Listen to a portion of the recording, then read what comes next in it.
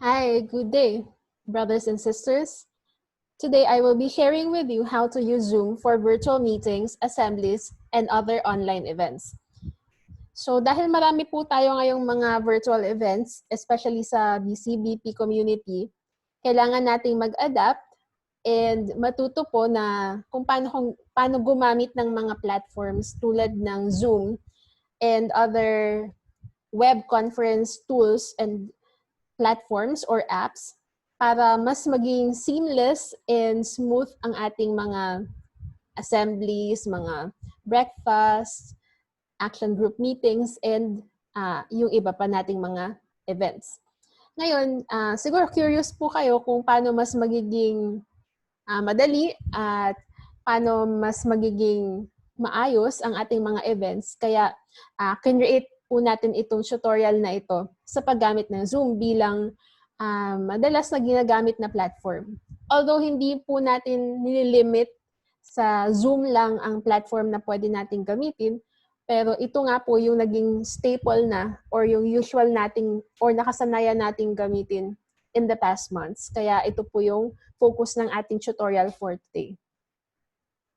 Ayan. So just to start, ito po yung mga basics ng Zoom. So first of all, it is a video conferencing platform just like other platforms like kung na-encounter nyo na po yung Google Meet, yung dati pong Hangout. So that's now called Google Meet. Meron din po tayong tools tulad ng Blue Jeans.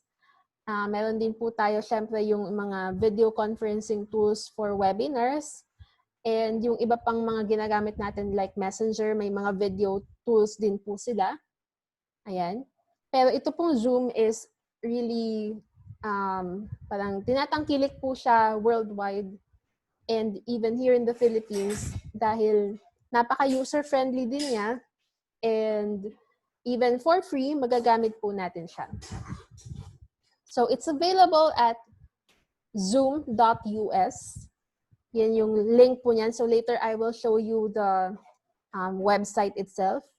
It's also accessible via smartphone, tablet, laptop, and desktop. Yan. So although it's called yung desktop version niya, yan, and laptop version, halos pareho lang naman po. Nagkakaiba lang siya lalo na ang gamit po natin ay tablet or iPad and smartphone, yung mobile phones natin.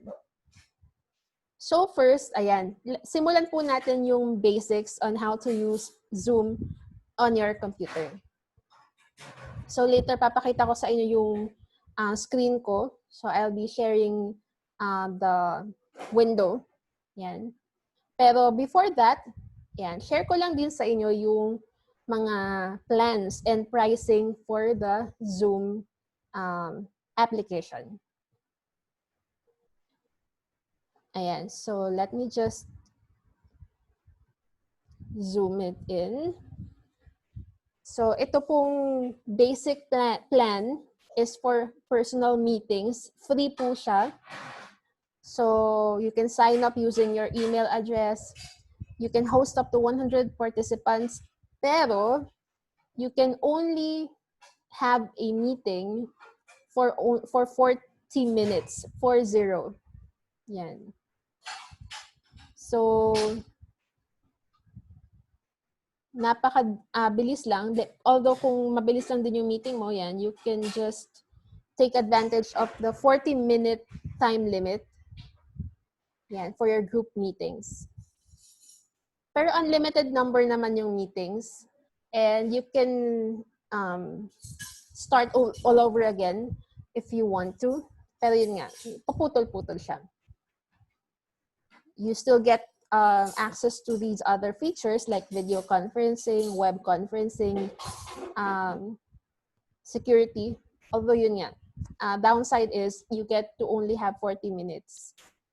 So for the pro account naman, it's best for small teams. The cost is $14.99 per month per host. So you can purchase up to 9 hosts per account. Yan yung features niya and others nasa website siya. So later we'll get to see that. 200 participants then, pero there's an additional amount that you can pay if you want to have more participants. Meeting duration is up to 24 hours, so I doubt that you will be able to consume that in just one meeting. Yan. So you get to have these features. And then if you want to upgrade, like if you have a small or medium business, ginagamit mo siya lagi for your, say, web conference, or you always have frequent meetings talagang for small and medium businesses, starting at $19.99 per month per host. Yan. For 10 hosts, you get to pay $199.9 per month.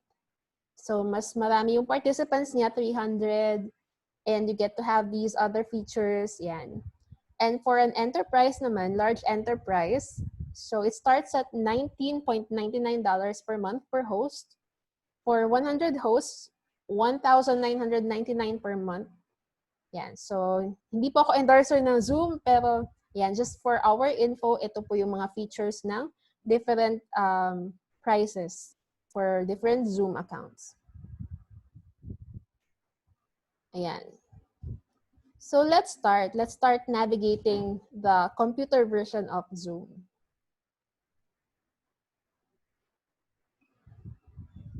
All right. So to start, let's open our browser, the browser of our choice on our Mac or PC, and head to the Zoom website to create and manage our account. So kung wala ka pang account sa Zoom, let's go. So